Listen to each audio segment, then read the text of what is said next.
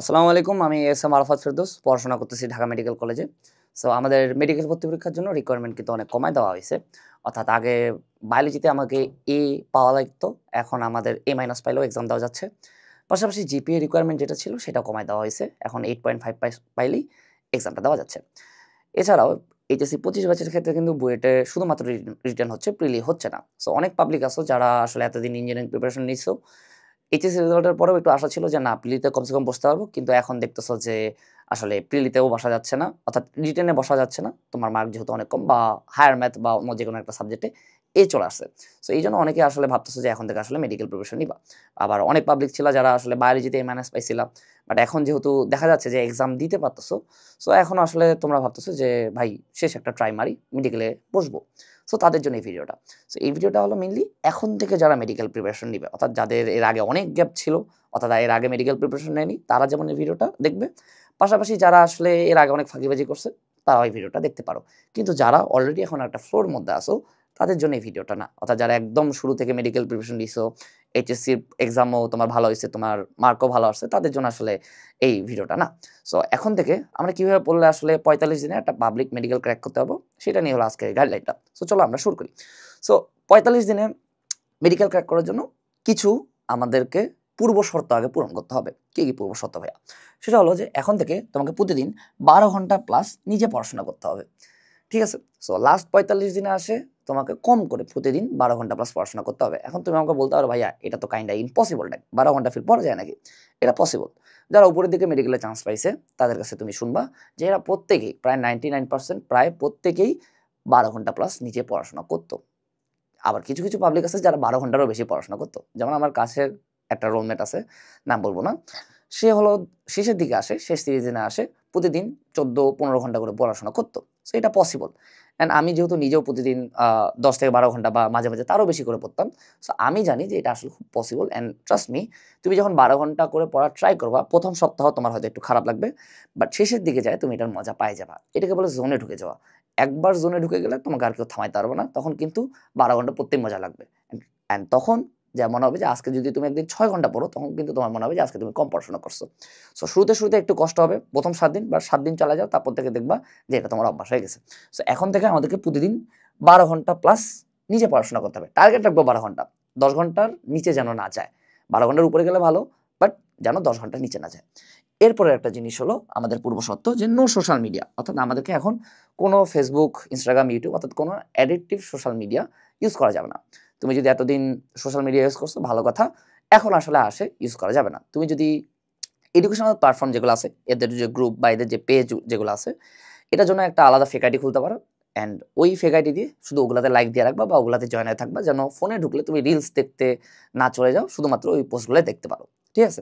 So এখন থেকে কোনো সোশ্যাল মিডিয়া চালানো যাবে না। ৩ নাম্বার যে পূর্ব শর্ত সেটা হলো আমাদেরকে নামাজ পড়তে হবে।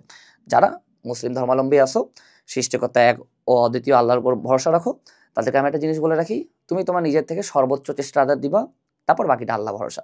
কারণ কোরআনের একটা আয়াতই আছে যে মুমিনের জন্য আল্লাহই যথেষ্ট। সো মেডিকেল তোমার জন্য মঙ্গলজনক কি মঙ্গলজনক না, এটা মহান আল্লাহ উনি জানেন। তোমার যেহেতু ইচ্ছা আছে, তুমি নিজের সর্বোচ্চ পরিশ্রমটা করবা, 12 ঘন্টা প্লাস পড়াশোনা করবা, সাথে নামাজ পড়ার ট্রাই করবা। ৫ ওয়াক্ত নামাজ না হোক, ৫ ওয়াক্ত নামাজ পড়ার ট্রাই করবা, বাট কম করে দিনে যেন ২ বার তুমি আল্লাহর সামনে মাথা নত করতে পারো, তার কাছে চাইতে পারো। সো ১২ ঘন্টা প্লাস পড়াশোনা করবা, আমি যেভাবে বলছি সেভাবে পড়াশোনা করবা, নিজের একদম সর্বোচ্চ দিবা, তারপর বাকিটা আল্লাহর কাছে চাবা, তার উপর ছাড়ে দিয়ে মেডিকেল ভর্তি পরীক্ষায় বসবা। সো এই ৩টা পূর্ব শর্ত যদি তুমি পালন করতে পারো, তাহলে এবার আমি তোমাদের নেক্সট স্টেজে অর্থাৎ নেক্সট প্ল্যানে আমি তোমাদের এখন প্রবেশ করাচ্ছি। আমরা এখন এই যে আমাদের হাতে ৪৫ দিন সময় আছে, এই ৪৫ দিন সময়কে আমরা ২টা ভাগে ভাগ করব। কোন ২টা ভাগে? একটা হলো আমরা ২৫ দিন সময় আলাদা রাখবো, আর ২০ দিন সময় আলাদা রাখবো। ২৫ দিন সময়টা হলো আমার ইনিশিয়াল স্টেজ অর্থাৎ স্টার্টিং স্টেজ। লাস্টের 20 ডেজ যে স্টেজটা আছে, এটা হলো আমার রিভিশন স্টেজ। এখন এখানে তোমাকে একটু নিজের রুটিনটা বানাইতে হবে। আমি তোমাকে রুটিন বানাই দিব না। কারণ তুমি তোমার নিজেকে সবথেকে ভালো জানো। প্রত্যেকের রিকোয়ারমেন্টস আলাদা, আলাদা। প্রত্যেকের পড়ার ক্যাপাবিলিটিও আলাদা, আলাদা। সো এই 25 দিনে অর্থাৎ প্রথম 25 দিনে আমরা কিভাবে আসলে রুটিনটা সাজাবো? সেটা হলো যে তুমি কিছু, কিছু চ্যাপ্টার অনেক ভালো পারো। যেমন সি টু সে ভেক্টর। এই চ্যাপ্টারটা আল্লাহ দুনিয়ায় প্রায় 99.99% মানুষই খুব ভালো পারে। কারণ এই চ্যাপ্টারটা এইচএসসি লাইফের প্রথম ২ মাস ধরে তুমি এটাই পড়ছো খালি। আর কোনো ফিজিক্সের অন্য চ্যাপ্টার দেখো নাই। সো প্রথম দিন, দ্বিতীয় দিন, তৃতীয় দিন, চতুর্থ দিন এরকম প্রতিটা দিনে আমরা কম করে 3টা সাবজেক্ট রাখার ট্রাই করব, সরি 3টা চ্যাপ্টার রাখার ট্রাই করব। যদি এর বেশি রাখতে পারো, কারো যদি ক্যাপাবিলিটি এর থেকে বেশি হয় সে রাখতে পারে, বাট কম করে 3টা আমরা চ্যাপ্টার রাখবো। কিভাবে চ্যাপ্টারগুলো সাজাবো, সেটা হলো একটা চ্যাপ্টার যেটা তুমি খুব ভালো পারো সেটা রাখবা, পাশাপাশি একটা চ্যাপ্টার যেটা তুমি এর আগে কোনোদিনও পড়ো নাই, অর্থাৎ যেটা তুমি পড়ো নাই। কেন এটা বলতেছি, কারণ অনেক পাবলিকই আসো যারা ভিডিওটা দেখতেছো যে এতদিন পড়ো নাই, এখন থেকে নতুন করে আসলে মেডিকেল প্রিপারেশন নিচ্ছে, আবার ইঞ্জিনিয়ারিং পাবলিক তো আছেই যারা আসলে বুঝতে পারতেছে যে তাদের আসলে রিটিনে বসতে দিবে না। সো যে চ্যাপ্টার তুমি পড়ো নাই, অর্থাৎ যে চ্যাপ্টারটা আসলে আমার শর্ট সিলেবাসের বাইরে ছিল, আবার শর্ট সিলেবাসের বাইরের যে চ্যাপ্টারগুলো আছে এগুলো কিন্তু মেডিকেল অ্যাসপিরেন্টরাও আসলে খুব কমই পড়ছে। সো যে চ্যাপ্টার তুমি কম পড়ো নাই, মানে একেবারে পড়োই নাই, ওটা রাখবা, সাথে একটা চ্যাপ্টার রাখবা যেটা তুমি মোটামুটি কম পারো, অর্থাৎ তোমার ওটাতে ল্যাকিংস আছে, মনে হচ্ছে যে না এটাতে একটু সময় দিলে আমি হয়তো আরো ভালো করব। একটা ছোট্ট উদাহরণ দিয়ে বোঝাই, সেটু সে তোমার প্রথম দিনের রুটিনটা কেমন হবে, যে আমি যে চ্যাপ্টারটা অনেক ভালো পারি, সেটু সে ভেক্টর তুমি অনেক ভালো পারো, অথবা সেটা হতে পারে তাপগতিবিদ্যা, এই চ্যাপ্টারটা তুমি অনেক ভালো পারো, এরকম একটা ভালো চ্যাপ্টার রাখবে যেটা তুমি অনেক ভালো পারো। সেকেন্ড একটা চ্যাপ্টার রাখবা যেটা তুমি একেবারেই পড়ো নাই, একেবারেই পড়ো নাই বলতে যেমন ধরো যে শর্ট সিলেবাসের বাইরের চ্যাপ্টার একটা সমন্বয় এবং নিয়ন্ত্রণ, অথবা মানবদেহের প্রতিরক্ষা, অথবা সেটা হতে পারে শৈবাল এবং ছত্রাক, অর্থাৎ যে চ্যাপ্টার তুমি একেবারেই পড়ো নাই, এরকম একটা চ্যাপ্টার রাখলাম। পাশাপাশি একটা চ্যাপ্টার যেটা তুমি কম পারো, শর্ট সিলেবাসের মধ্যে ছিল বাট এটাতে তোমার মনে হয় যে এটাতে তোমার দুর্বলতা আছে। যেমন ধরো আমার নিজের ক্ষেত্রে সেমিকন্ডাক্টর এবং ইলেকট্রনিক্স এই চ্যাপ্টারটা আমার একদমই ভালো লাগতো না, বা এই চ্যাপ্টারটা আমি কম পারতাম। সো তোমার ক্ষেত্রেও তুমি নিজে জানো যে তুমি কোন চ্যাপ্টারটা কম পারো, এটা নিজেকে আস্ক করলেই তুমি বুঝতে পারবা।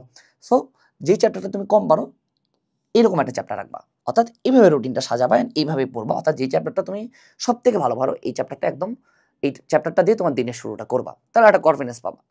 এরপর যে চ্যাপ্টারটা তুমি একেবারেই পড়ো নাই সেই চ্যাপ্টারটা পড়লাম, তারপর যে চ্যাপ্টারটা তুমি কম পারো সেটা পড়বা, অর্থাৎ এইভাবে তুমি রুটিনটা সাজায় নিবা। অ্যান্ড আগেই বলে রাখি, আগেই চ্যাপ্টার ওয়াইজ দিন ওয়াইজ রুটিনগুলো সাজাবা, এটা করতে সর্বোচ্চ 10 থেকে 15 মিনিট লাগবে, বাট এটা তোমার অবশ্যই করা লাগবে, ঠিক আছে। অ্যান্ড প্রতিটা ডের শেষে, অর্থাৎ তুমি এখানে রুটিন লিখলা, ধরো যে 1 নাম্বার দিন প্রথম দিন, এখানে ধরো যে তুমি লিখলা যে বায়োলজি ফার্স্ট পেপারের 2 নাম্বার চ্যাপ্টার, বায়োলজি সেকেন্ড পেপারের 4 নাম্বার চ্যাপ্টারটা, সাথে ধরো যে ফিজিক্স ফার্স্ট পেপারের আমার 5 নাম্বার চ্যাপ্টারটা, এরকম করে তুমি সাজাইলা, এখানে লিখলা, পাশে একটা ছোট্ট করে বক্স দিবা। এই বক্সটা দিতে কেন বলছি জানো, কারণ তুমি যদি পড়াটা শেষ করো, পড়াটা শেষ করার শেষে যদি এখানে একটা টিক দাও, এটাতে যে কি শান্তি লাগে, ইনার একটা পিস কাজ করে, এন্ড এটা তোমাকে আলটিমেটলি সামনের দিকেও মোটিভেট করবে। তুমি জাস্ট একবার করে দেখো, দেখো কত মজাটা লাগে। সো এইভাবে আমরা রুটিনটা সাজাবো 25 দিনের, অর্থাৎ 25 দিনে আমরা এইভাবে প্রতিটা চ্যাপ্টার ওয়াইজ ডে ওয়াইজ করে আমরা একটা রুটিন বানাবো। এখন এখানে এক্সট্রা একটা কাজ করতে হবে, এটা তো পিসিএম গেল, সরি পিসিএম কেন, পিসিবি গেল, অর্থাৎ বায়োলজি ফিজিক্স এবং কেমিস্ট্রি তোমার গেল। আমার তো ইংলিশ জিকেও আছে, ইংলিশ জিকের ক্ষেত্রে কি করবো ভাইয়া, সো এই যে তুমি 25 দিনে কম করে প্রতিদিন 3টা করে চ্যাপ্টার পড়তেছো, সাথে তোমাকে কি করতে হবে ভাইয়া, সাথে তোমাকে 180টা ভোকাবুলারি পড়তে হবে ইংলিশের। ভোকাবুলারি ভাইয়া আবার কি জিনিস, অনেকে বলতে আরো, যেহেতু নতুন নতুন মেডিকেল প্রিপারেশন নিচ্ছ, সেটা হলো যে এই ইংলিশের টপিকটা তোমাকে ডিরেক্ট মুখস্থ বিদ্যা দিয়ে পারতে হবে, এখানে বুঝাবুঝি বা রুলসের কোনো কিছু নাই। যেমন synonym antonym, appropriate preposition, group verbs, phrase and idioms, তারপর ট্রান্সলেশন, এই সকল যে সকল মুখস্থ বিদ্যার টপিক আছে এসব তোমাকে পড়তে হবে প্রতিদিন 180টা করে, অর্থাৎ তোমাকে 180টা সিনোনিম অ্যান্টোনিম পড়তে পারো, 180টা অ্যাপ্রোপ্রিয়েট প্রিপোজিশনও পড়তে পারো, অথবা 180টা তুমি গ্রুপ ভার্বসও পড়তে পারো, ঠিক আছে। সো এটা তোমাকে নিজে সাজায় রাখতে হবে যে তুমি 180টা কোন টপিক থেকে পড়বা, অথবা তুমি টপিকটা না লিখলেও সমস্যা নেই, যে বইটা তুমি ফলো করো সব পড়া শেষে রাতে ঘুমানোর আগে ওই 180টা ইংলিশ ওখান থেকে মুখস্থ করবা, এটা লিখে রাখার দরকার নেই, ঠিক আছে। পাশাপাশি আর একটা এক্সট্রা কাজ করতে হবে যে তুমি প্রতিদিন কম করে 2টা টপিক ইংলিশে শেষ করবা। 2টা টপিক বলতে কি, বুঝাবুঝির টপিক, যেমন সেটা হইতে পারে identification of parts of speech, অথবা হইতে পারে identification of phrase and clause, অথবা সেটা হইতে পারে খালি নাউন, অথবা সেটা হইতে পারে খালি ভার্ব, অথবা same was used as different parts of speech, এই সকল টপিক যেগুলো আছে এরকম তোমাকে প্রতিদিন 2টা করে টপিক পড়তে হবে। অর্থাৎ এই 25 দিনের মধ্যে তোমাকে পিসিবি অর্থাৎ ফিজিক্স কেমিস্ট্রি বায়োলজি প্রতিদিন 3টা করে চ্যাপ্টার পড়বা, পাশাপাশি 180টা ভোকাবুলারি এমসিকিউ মুখস্থ করবা, পাশাপাশি যে কোনো 2টা টপিক ভালো মতো শেষ করবা, চেষ্টা করতে হবে। আর সাথে তোমাকে একটা কাজ করতে হবে যে তুমি প্রতি 3 দিন অন্তর অন্তর, অর্থাৎ ওই রুটিনের মধ্যে লিখবা যে 3 দিন অন্তর অন্তর তুমি জিকের যে কোনো একটা টপিক পড়বা, অর্থাৎ কি বললাম, জিকের যে কোনো একটা টপিক, এন্ড ওটা A to Z, ঠিক আছে, জিকের যে কোনো একটা টপিক, তাহলে দেখবা যে 25 দিনের মধ্যেই তোমার ফুল সিলেবাস একবার কমপ্লিট হয়ে যাচ্ছে। এখন তুমি আমাকে বলতে পারো ভাইয়া এটা তো ইম্পসিবল বা এটা তো আসলে পারা যাচ্ছে না, এটা তো অনেক পড়া, 3টা চ্যাপ্টার পড়বো, সাথে ইংলিশ পড়বো, সাথে 3 দিন পর পর জিকের একটা টপিক পড়বো, এটা তো আসলে পসিবল না। কথা হচ্ছে যে এটা আসলে কঠিন, ইম্পসিবল কোনো কিছু না। এখন যেহেতু তুমি 45 দিনে মেডিকেল ক্র্যাক করতে চাচ্ছ, অর্থাৎ পাবলিকে একটা সিট দখল করতে চাচ্ছ, এনিহাও তোমাকে অবশ্যই কষ্ট করা লাগবে। যারা এতদিন ধরে মেডিকেলের প্রিপারেশন নিচ্ছে, কিছু কিছু পাবলিক আছে মেডিকেলের, তারা ইন্টার ফার্স্ট ইয়ার থেকে মেডিকেলের প্রিপারেশন নিচ্ছে, অর্থাৎ হালকা পাতলা তোমার ইংলিশ দেখতো, জিকে দেখতো, অথবা কোয়েশ্চেন ব্যাংক দেখতো, তাদের সাথে তোমাকে কম্পিট করতে হবে। আবার কিছু কিছু সেকেন্ড টাইমার আছে যারা আসলে ধরো যে 8-9 মাস ধরে পড়তেছেন, তারা এখন 3টা কোচিং এক্সাম দিয়ে বেড়াচ্ছে, তাদের সাথে তোমাকে কম্পিট করতে হবে। এখন মজার কথা হলো সেকেন্ড টাইমাররা আসলে কেন জানি তাদের চান্স পাওয়ার রেশিও অনেক কম, কারণ তারা অনেক মানসিক প্রেশারে থাকে। সো ভয় পাওয়ার কোনো কিছু নাই। এই যতগুলো কম্পিটিশন আছে তোমার, এদেরকে যদি তোমাকে বিট করতে হয়, তাহলে অবশ্যই তোমাকে 12 ঘন্টা করে পড়তে হবে। আর 12 ঘন্টা করে পড়লে এগুলা আসলে কমপ্লিট করা খুব একটা কঠিন না। 25 দিনে একবার ফুল সিলেবাস কমপ্লিট করা আসলে খুব বেশি টাফ না বা ইম্পসিবল লেভেলের না। সো আমি যেভাবে বললাম এভাবে তোমরা রুটিনটা সাজাবা। আর এখানে একটা কথা বলে রাখি, এখন যদি তুমি আসে খুব বেশি বেসিকে গুরুত্ব দাও, তাহলে কিন্তু মামা আকাশ ভরা তারা অবস্থা হবে। কেন আকাশ ভরা তারা অবস্থা হবে? কারণ যেই বেসিক তুমি 2 বছর ধরে এইচএসসি লাইফে 2 বছর ধরে তুমি বিল্ড করতে পারো নাই বা তুমি ক্লিয়ার করতে পারো নাই, সেই বেসিক আসে মেডিকেল ভর্তি পরীক্ষার ঠিক 45 দিন আগে ক্লিয়ার করার তোমার দরকার নাই। এটা হলো মেইন কথা। অর্থাৎ যেই জিনিস তুমি 2 বছর ধরে পারো নাই, সেই জিনিস আসলে 45 দিনে আসে ট্রাই করতে যাও না। এখন তাহলে আমাদের কি করতে হবে? আমাদেরকে এখন একটু স্মার্টলি কাজ করতে হবে। এখন আমি তোমাকে রুটিন সাজাই দিলাম 25 দিনের। লাস্ট 20 দিনে আসে তোমাকে কি করতে হবে ভাইয়া? এই 20 দিনে আসে তোমাকে 2 দিন টাইম রাখবা। 2 দিন বলতে আমরা টাইম রাখবো 48 ঘন্টা। 48 ঘন্টা সময় নিয়ে প্রতিদিন একটা করে পেপার শেষ করব। এই কাজটা আমি নিজেও করতাম। অর্থাৎ 48 ঘন্টা সময় নিয়ে যেকোনো একটা পেপার শেষ করতাম। সেটা বায়োলজি ফার্স্ট পেপারও হইতে পারে, সেটা কেমিস্ট্রি ফার্স্ট পেপারও হইতে পারে, সেটা আমার ফিজিক্স ফার্স্ট পেপারও হইতে পারে, ফিজিক্স সেকেন্ড পেপারও হইতে পারে। অর্থাৎ প্রতি 48 ঘন্টা সময় নিয়ে আমাকে একটা যেকোনো পেপার শেষ করতে হবে। দেন ওটার উপর এক্সাম আমি বাসায় বসে দিলাম অথবা অনলাইনে দিলাম। It's up to you. But এখন একটা কথা হলো, যেহেতু তোমরা এখন নতুন করে প্রিপারেশন নিচ্ছ, তোমরা কিন্তু এখন কোনো কিছুর সাথে ফ্লোতে ঢুকতে পারবা না, কারো ফ্লোতে ঢুকতে পারবা না। এখন তোমাকে নিজের ফ্লো নিজে ক্রিয়েট করতে হবে। অর্থাৎ তুমি নিজের গতিতে চলবা, নিজের স্রোত নিজে তৈরি করবা, অ্যান্ড ওই স্রোতেই তুমি চলবা। এই জন্য আমি তোমাদের বলছি যে নিজের মতন করে আলাদা করে রুটিন বানাও। অন্য কাউকে এখন ফলো করার দরকার নেই, কারণ তুমি তোমাকে সব থেকে ভালো চিনো। সো 48 ঘন্টা ধরে আমরা যে কোনো একটা চ্যাপ্টার পড়বো, একটা পেপার পড়বো। এইভাবে আমার সবগুলো যখন পেপার শেষ, তখন আমি আবার 48 ঘন্টা সময় নেবো। আবার কি বললাম? 48 ঘন্টা সময় নিয়ে আমি এতদিন ইংলিশের যা যা পড়ছি সব কিছু আবার রিভাইজ দিব। এরপর 24 ঘন্টা সময় নিব। 24 ঘন্টা সময় নিয়ে আমি জিকের যা যা পড়ছি এই সকল জিনিস রিভাইজ দিব। তাহলে তুমি আলটিমেটলি 45 দিনের মধ্যে খুব ভালোভাবে, খুবই এফিসিয়েন্টলি 2 বার রিভাইজ দিয়ে চলে যেতে পারবা, মেডিকেল ভর্তি হয়ে বসতে পারবা। অ্যান্ড তুমি যদি আমাকে প্রমিস করতে পারো ভাইয়া আমি 12 ঘন্টা প্লাস পড়াশোনা করছি প্রতিদিন, আল্লাহর কাছে চাইছি, তাহলে ইনশাল্লাহ তোমার একটা মেডিকেলের চান্স হবে। এইটুক সিউরিটি আমি দিচ্ছি। কারণ যদি এটা তোমার জন্য মঙ্গলজনক হয়, 12 ঘন্টা করে প্লাস পড়াশোনা করো আর সাথে নিজের সর্বোচ্চটা দাও, তাহলে মহান আল্লাহ তাআলা দিয়ে দিবেন। আর যদি অমঙ্গলজনক হয়, তাহলে তো ভাই মানে তুমি কোয়েশ্চেন পাও, কোয়েশ্চেন পাই এক্সাম দিও, আসলে চান্স পাবা না। ঠিক আছে? সো এটা গেল হলো আমার রুটিন বা এটা গেল আমার স্ট্র্যাটেজি।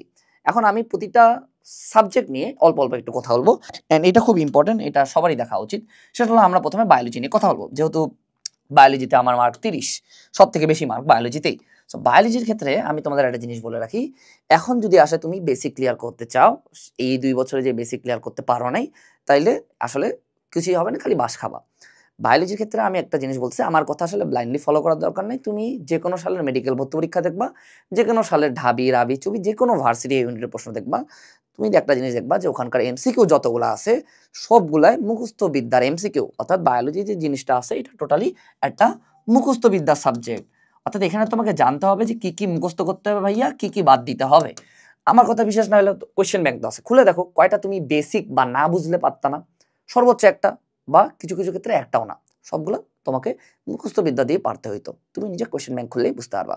সো এক্ষেত্রে আমরা বেসিক বিল্ড করতে যাব না, কোনো লাইভ ক্লাসে যাব না, 5-6 ঘন্টার কোনো ক্লাস করব না। তাহলে ভাই আমরা করবোটা কি? সেটা হলো যে আমি নিজে এই আমার বায়োলজি র্যামার্কিং কোর্স যেটা আছে, এখানে সবগুলো ক্লাস আমি নিজে পার্সোনালি নিছি, সবগুলো ক্লাসই আমার। অ্যান্ড প্রতিটা ক্লাসের লেন্থ 1.5 ঘন্টা থেকে 2 ঘন্টা, সর্বোচ্চ গেলে 2 ঘন্টা, এর বেশি না। তুমি যদি 1.5x স্পিড দিয়ে করো, তোমার এটা সর্বোচ্চ 1 ঘন্টা 10 মিনিট বা 15 মিনিটের মতন সময় লাগতে পারে। সো এখানে আমি কি করছি, প্রতিটা ক্লাসে আমি তোমাদের পড়াই দিছি লাইন টু লাইন ধরে ধরে, যে বাবা এগুলো এগুলো তোকে পড়তে হবে, এগুলো এগুলো তোকে বাদ দিতে হবে। একটা জিনিস খেয়াল রাখবা, এটা প্রতিটা সাবজেক্টের ক্ষেত্রেই যে আমার 70% ইনফো হলো আমার মুখস্থ করা লাগে, বা 70% ইনফো থেকেই আমার মেডিকেল ভর্তি পরীক্ষা বলো বা অন্যান্য ভর্তি পরীক্ষার প্রশ্ন আসে, ইভেন এইচএসসিতেও প্রশ্ন আসে। 30% ইনফো আসলে আমার লাগে না, এগুলো থেকে কোথাও প্রশ্ন আসে না। তোমাকে মেডিকেলের চান্স পাইতে হলে একটা জিনিস খেয়াল রাখা লাগবে বা জানা লাগবে যে কোন কোন জিনিস বাদ দিতে হবে, কোন কোন জিনিস পড়া লাগবে, এটার থেকে বেশি গুরুত্বপূর্ণ তোমাকে জানতে হবে কোন কোন জিনিস বাদ দিতে হবে। সো এই সেম কাজটা আমি আমার বায়োলজি এর মার্কিং কোর্সে করছি। তুমি যদি এখানকার একটা ডেমো ক্লাস দেখো তাহলে তুমি বুঝতে পারবে যে এই কোর্সটা একাই স্বয়ংসম্পূর্ণ।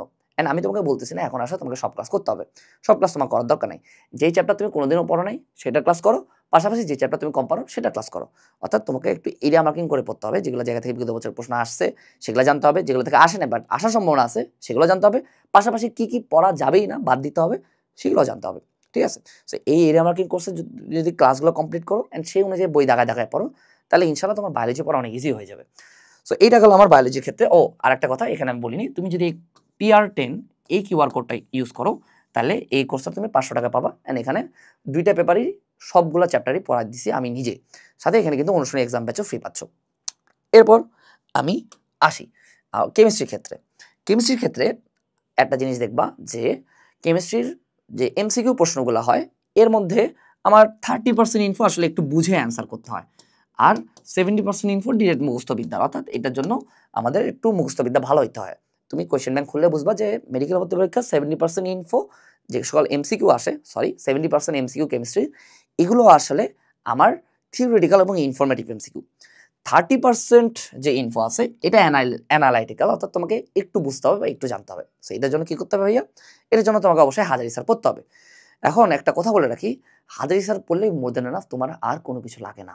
হাজারি স্যারের বই যতটুকু বোঝার দরকার ততটুকু যদি বুঝো তাহলে মোর দেন এনাফ। সো এখন আসলে কি করবো, যে চ্যাপ্টার আমি আগে কোনোদিন পড়িনি বা যে চ্যাপ্টার আমার আসলে একেবারেই বলতে গেলে দেখা হয়নি বা এই চ্যাপ্টারের দুর্বলতা আছে, তাহলে কি করতে হবে? সেটার ক্ষেত্রে আমাদেরকে হাজারি স্যারের বই ভালোভাবে দাগায় দাগায় পড়তে হবে, যতটুকু বোঝার দরকার ততটুকু বুঝতে হবে। সো এই জন্য আমার আরেকটা কোর্স আছে, সেটা হলো কেমিস্ট্রি মার্কিং কোর্স। এখানে আমি হাজারি স্যারের 2 পেপারের প্রায় সবগুলা চ্যাপ্টারই আমি তোমাদের পড়াই দিছি দাগায় দাগায়, প্লাস আমাদের যতটুকু বুঝতে হবে কেমিস্ট্রির মেডিকেলের জন্য সেগুলো আমি তোমাদের হাতে কলমে ধরায় বোঝাই দিছি। তুমি যদি একটা ডেমো ক্লাস করো তাহলে তুমি বুঝে যাবা যে এই কোর্সটা করলে তোমার আর আসলে আর কেমিস্ট্রি নিয়ে টেনশন করার কিছু নেই, কারণ আমি এখানে হাজারি স্যার ধরে ধরে পড়াইছি, পাশাপাশি যতটুকু বোঝা দরকার ততটুকু আমি বুঝাই দিছি, জাস্ট একটা ডেমো ক্লাস করবা। তো এই কোর্সটার ক্ষেত্রেও তুমি যদি AMC 300 কুপন ইউজ করো তাইলে কিন্তু তুমি হলো 300 টাকা ডিসকাউন্ট পাই যাবা। এখন এখানে আমি একটা কথা বলে রাখি, যারা হাজারি স্যার বাদে অন্য বই পড়তে চাচ্ছ তারা এটা করিও না প্লিজ, হাজারি স্যারের বই পড়তে হবে। আগে যদি অন্য বই পড়ে থাকো তাহলে আপাতত অন্য বই বাদ দিয়ে কমসে কম হাজারি স্যারের বইটা পড়ো, কারণ হাজারি স্যারের বইয়ের বাইরে থেকে অন্য মানে কখনোই প্রশ্ন আসবে না। কারণ যেই স্যার হলো তোমার মেডিকেল ভর্তি পরীক্ষায় প্রশ্ন করতেছে বা করবে, সেও হলো হাজারি স্যারের বই পড়ে পাস করছে, তুমি এখন হাজারি স্যারের বই পাস করবে। এই জন্য অবশ্যই কেমিস্ট্রিতে একটা জিনিস খেয়াল রাখবা, যতটুকু মুখস্থ করা ততটুকু মুখস্থ করলা, বাকি 30% যে ইনফো যতটুকু বোঝা লাগবে সেটা আমি কিন্তু তোমাদের কোর্সে বুঝাই দিছি, অথবা তুমি যদি আমার কোর্স না কিনো একটু বুঝে পড়ার ট্রাই করবা, যতটুকু লাগে হাজারি স্যারের বইয়ে যতটুকু বোঝার জিনিস আছে। এরপর আসি ফিজিক্সের ক্ষেত্রে। ফিজিক্স, মেডিকেল ফিজিক্স যেটা আছে এটা টোটালি একটা স্ক্যাম। কেন বলতেছি আমি স্ক্যাম বলতেছি ভাইয়া? কারণ মেডিকেল ফিজিক্স আমার অন্য যে কোনো ফিজিক্সের থেকে সম্পূর্ণ টোটালি আলাদা, অ্যান্ড এই কারণে কিন্তু অনেকজনের আসলে চান্স মিস যায়। মেডিকেল ফিজিক্স তুমি যদি দেখো যে এখানকার প্রায় 90% MCQ আমার মুখস্থ বিদ্যা, অর্থাৎ থিওরিটিক্যাল এবং ইনফরমেটিভ। মুখস্থ বিদ্যা বললে ভুল হবে, থিওরিটিক্যাল এবং ইনফরমেটিভ। আমার কিছু ম্যাথ আসে সর্বোচ্চ দিলে মানে আমাদের বেলা গত বছর বাদ দিয়ে গত বছর একটু ব্যতিক্রম ছিল, বাট তার আগে যতবারই প্রশ্ন হয়েছে মেডিকেল ফিজিক্সে আমার 2টা করে ম্যাথ দেয়, অর্থাৎ আগে ছিল হলো 20 মার্ক, এখন তো আবার মেডিকেল ফিজিক্সের মার্ক কমাই দিছে, 15 মার্ক করছে। তো আগে যখন 20 মার্কের ফিজিক্স MCQ থাকতো, ওটার মধ্যে 2টা MCQ থাকতো হলো ম্যাথ, আর বাকি যে 18টা MCQ ছিল এগুলো থিওরিটিক্যাল এবং ইনফরমেটিভ।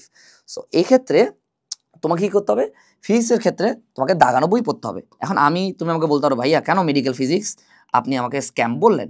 কারণ তুমি ভার্সিটি ফিজিক্স দেখবা, তুমি ইঞ্জিনিয়ারিং ফিজিক্স দেখবা, ভার্সিটি ফিজিক্স টোটালি ম্যাথমেটিক্যাল একটা বলতে গেলে সাবজেক্ট বলা যায়, কারণ এখানে আসলে সব আমার ম্যাথই আসে, অ্যান্ড এগুলোর জন্য তোমাকে হ্যান্ড ক্যালকুলেশনে খুব পারদর্শী হইতে হয়। কিন্তু তুমি যদি ইঞ্জিনিয়ারিং দেখো ওখানেও সেম, কিন্তু ওটার মানে লেভেলই আলাদা। ওখানে তোমাকে ধরো যে ক্যালকুলেটর অনেক পারদর্শী হইতে হয়, পাশাপাশি তোমার সূত্র অনেক ভালোভাবে পাতেন, মেলা প্র্যাকটিস করা লাগে। এই জন্য ভার্সিটি এবং ইঞ্জিনিয়ারিং ফিজিক্স টোটালি আলাদা একটা জিনিস, এবং মেডিকেল ফিজিক্স টোটালি আলাদা একটা জিনিস। কারণ কোনো ফিজিক্সে এত বেশি আসলে থিওরিটিক্যাল এবং ইনফরমেটিভ প্রশ্ন দেয় না, যতটা মেডিকেল ফিজিক্সে দেয়। ম্যাথ দেয় 2টা। এখন তুমি আমাকে বলতে পারো ভাইয়া গত বছর তো ফিজিক্সে আমার কয়টা ম্যাথ দিল ভাইয়া? 8টা ম্যাথ দিল। কয়টা? 8টা। তাহলে তো ভাইয়া আমার তো ফিজিক্স তাহলে তো ভার্সিটির মতন হয়ে যাচ্ছে, কি করব? কথা হচ্ছে গত বছর 8টা ম্যাথ দিলেও তুমি একটা জিনিস দেখবা, মার্ক ছিল হলো 20, 8টা দিছে ম্যাথ, 12টা ছিল থিওরিটিক্যাল এবং ইনফরমেটিভ এমসিকিউ, অর্থাৎ যেখানে ম্যাথ ছিল না। সো তাও স্টিল থিওরিটিক্যাল এবং ইনফরমেটিভ প্রশ্ন বেশি। এখন সব থেকে মজার কথা হলো এই যে আমার 8টা ম্যাথ আছে না, এই 8টা ম্যাথ কোথা থেকে আসছে জানো? 8টা ম্যাথ আসছে হলো ইসাক স্যারের অনুশীলনী থেকে।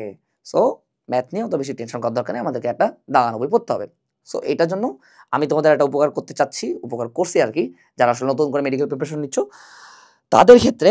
আমার যে কেমিস্ট্রি মার্কিং কোর্স যেটা আছে, এখানে কিন্তু আমাদের মেডিকেল কোর্সের যতগুলো ফিজিক্স ক্লাস আছে সবগুলো অ্যাড করে দেওয়া হয়েছে। পাশাপাশি আমাদের যে দাগানো বইটা আছে ফিজিক্সের, এটাও আমরা অ্যাড করে দিছি। অর্থাৎ তুমি দাগানো বইও পাচ্ছ, প্লাস তোমার যদি ফিজিক্স ক্লাস দেখারই দরকার হয়, যেমন ধরো যে তুমি এর আগে জ্যামিতিক আলোক বিজ্ঞান চ্যাপ্টারটা পড়ো নাই, তোমার মনে হচ্ছে যে না খালি দাগানো বই পড়লে হবে না, আমার একটু ক্লাস দেখা লাগবে। আর আমাদের ক্লাস কিন্তু কোনোটাই খুব বেশি লেন্দি হয় না, একদম কম্প্যাক্ট ক্লাস। সো ওই ক্লাসগুলো কিন্তু আমরা অ্যাড করে দিছি ফিজিক্সের। সো দাগানো বই প্লাস তুমি যদি একটু ক্লাস করতে পারো, যদি ইচ্ছা হয়, তাহলে মোর দেন এনাফ। অ্যান্ড জিনিস খেয়াল রাখবা, মেডিকেল ফিজিক্স টোটালি স্ক্যাম, এখানে থিওরিটিক্যাল এবং ইনফরমেটিভ প্রশ্ন বেশি আছে। বাট যদি ম্যাথ আসে তাহলে সেগুলো অনুশীলনী ম্যাথ দেয়। ম্যাথ যদি অনুশীলনীর বাইরেও আসে, খুব কঠিন একটা ম্যাথ আসে না, এটা তুমি কোয়েশ্চেন ব্যাংক অ্যানালাইসিস করলেই বুঝবা। এরপর আসলে আমাদের অনুশীলনী পড়তে হবে। এই যে আমি তোমাকে কিছুক্ষণ আগে দেখালাম যে ভাইয়া এই 25 দিনের একটা রুটিন বানাও, যেটা তুমি অনেক ভালো পারো সেই চ্যাপ্টারটা পড়বা একদিনে, যেটা পারো নাই একেবারেই পড়ো নাই সেটাও তুমি পড়বা, সাথে যে চ্যাপ্টার কম পারো ওইটা, এইভাবে একটা মিক্সিং রুটিন বানাবা, যেন তোমার কনফিডেন্সটা সবসময় একটু মানে হাই লেভেলেই থাকে, যেন কনফিডেন্স একদমই ধরো যে লো না হয়ে যায়, বা পড়ার জন্য একেবারেই ইচ্ছা না হয়, এরকম যেন না হয়। এই যে আমি তোমাকে বললাম যে প্রতিদিন কম করে 3টা চ্যাপ্টার রাখবা, এর বেশি রাখতে পারলে ভালো। এখানে তুমি যখনই চ্যাপ্টার একটা পড়া শেষ, সাথে সাথে ওই চ্যাপ্টারের অনুশীলনী দেখবা। ফিজিক্সের ক্ষেত্রে ইসাক স্যার এবং তপন স্যারের অনুসরণী, কেমিস্ট্রির ক্ষেত্রে হাজারি স্যার এবং কবি স্যারের অনুসরণী, বায়োলজির ক্ষেত্রে তোমার অক্ষরপত্র প্রকাশনের অনুসরণী, অর্থাৎ ওটা রাইটারের নামটা আমি ভুলে গেছি, আমি জানি না, বাট ওনার নুরি পারভিন খানম ম্যাডামের অনুসরণী, সাথে মাজেদা ম্যাডামের অনুসরণী দেখলেই মোর দেন এনাফ। আর যদি এক্সট্রা আলিম স্যার দেখতে পারো তাহলেও গুড, বাট ওটা এক্সট্রা হিসেবে।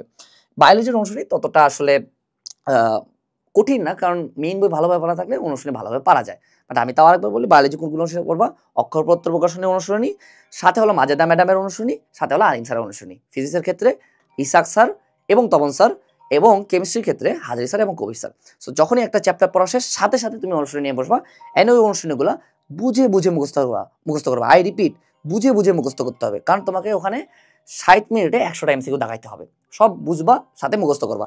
আরেকটা কথা, তুমি আমাকে বলতে পারো যে ভাইয়া এবার তো অনুশীলনী থেকে প্রশ্ন আসবে না, অনেক ভাইয়া বলছে এবার প্রশ্ন অনেক কঠিন হবে। কথা হচ্ছে প্রশ্ন কঠিন হবে কি সোজা হবে এটা আসলে কেউ বলতে পারবে না, একমাত্র সৃষ্টিকর্তা আল্লাহ ব্যতীত। যারা বলতেছে যে তাদের গাট ফিলিংস বলতেছে যে এইবার হলো মেডিকেল ভর্তি পরীক্ষার প্রশ্ন কঠিন হবে, তারা আগের বছরও বলছিল যে মেডিকেল ভর্তি পরীক্ষার প্রশ্ন কঠিন হবে, তাহলে তারা এটা কেন বলে?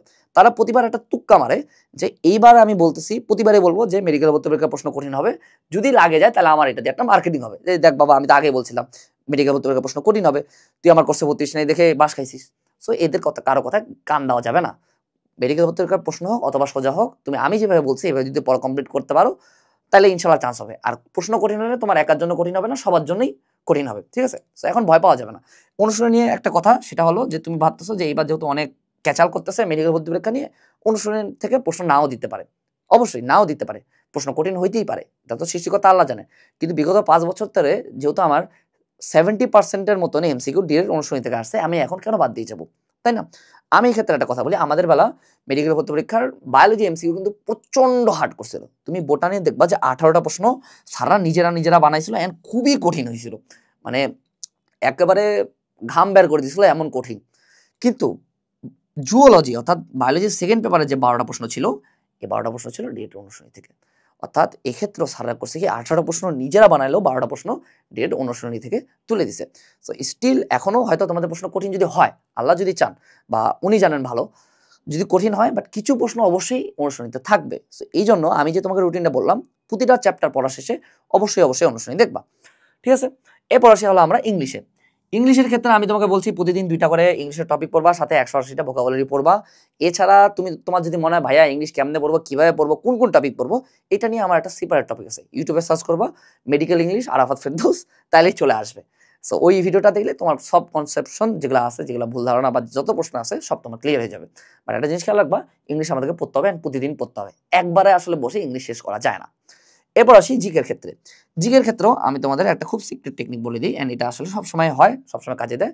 লাস্ট 5 বছর ধরে কাজে দিয়েছে, এবারও কাজে দেওয়ার সম্ভাবনা প্রায় 99%, 1% সম্ভাবনা আছে কাজে নাও দিতে পারে। বাট এটা আসলে অবশ্যই করে যেতে হবে, যেহেতু 5 বছর ধরে এরকম হয়ে আসতেছে।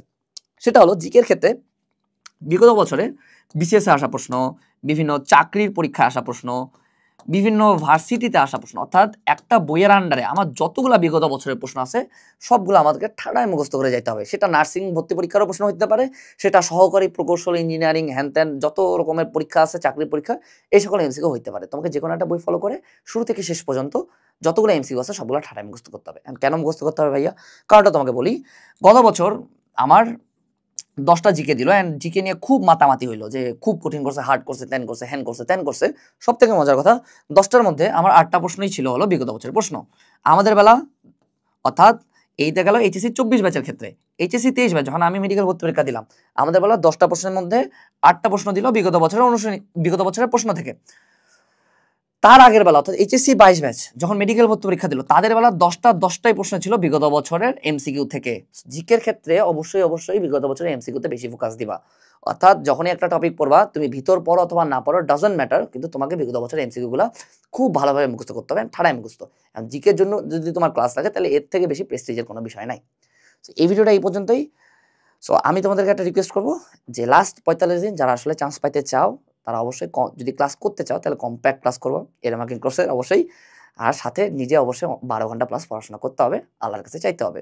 কারণ মুমিনের জন্য আল্লাহ যথেষ্ট, তুমি নিজের সর্বোচ্চটা দিয়ে যাবা, তারপর ওটা যদি তোমার জন্য মঙ্গলজনক হয়, আল্লাহ তোমাকে নিজ হাতে ওটা দিয়ে দিবে। তো এই ভিডিওটা এই পর্যন্তই। তোমাদের যদি কোনো প্রশ্ন থাকে অথবা জিজ্ঞাসা থাকে, আমার Facebook ID S M Arafat Ferdous, এখানে তুমি প্রশ্ন আস করতে পারো, অথবা আমাদের যে গ্রুপ আছে হালকেনস্টাইন ফ্যামিলি, এই গ্রুপে যদি তুমি অ্যানোনিমাস পার্টিসিপেন্ট হয়ে প্রশ্ন করো, তাহলে আমি সেখানেও অ্যান্সার দেওয়ার ট্রাই করি। সো আসসালামু আলাইকুম অ্যান্ড বেস্ট অফ লাক।